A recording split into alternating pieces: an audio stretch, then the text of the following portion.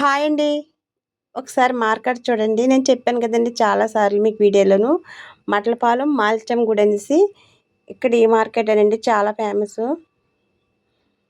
ఈ రోడ్డయితే యానం అండి. యానం వెళ్తది. అలాగే తాళ్ళరేవు కూడా వెళ్తదండి. యానం, తాళ్ళరేవు కూడా ఉంటది.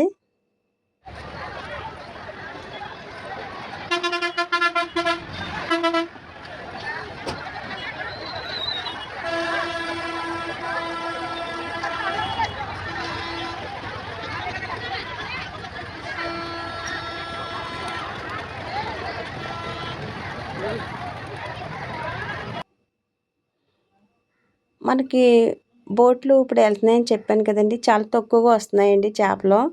ఇంకా సరిగ్గా రావట్లేదు. వచ్చినప్పుడు మీకి ఇంకొకసారి వీడియో చేసి పెడతానండి.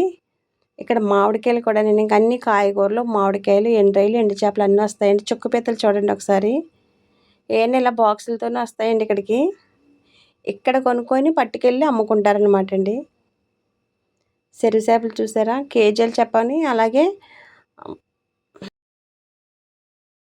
మనకి పొట్లంటారు కదండీ! పొట్టి చేపలంటారు కదా! అలాగే ఆ లెక్కలో కూడా యేసుకుంటారనమాట. పొట్టికి చేపలు ఒక్కొక్క చేపలు చిన్న సైజు అయితే 15 వస్తాయండి. పెద్దయయితే 13 అలా వస్తాయి చేపలు.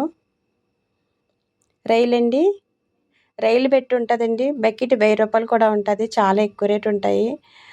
అంతకుముందు ఎప్పుడో మా చిన్నప్పుడు ఉండేయండి తక్కువ రేటు. ఇప్పుడు అలా లేదండి. చాలా ఎక్కువ రేట్లు ఇక్కడ కూడానా.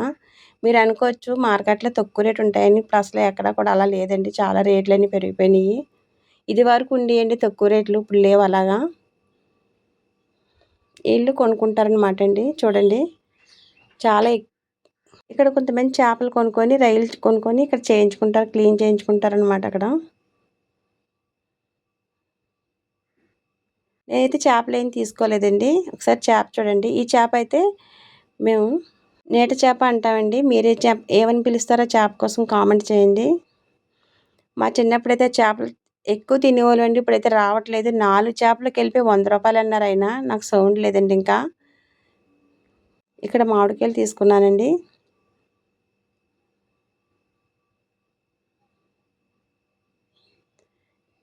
ఇక్కడైతే నేను ఎండ్రాయిలు తీసుకున్నాననమాట అండి.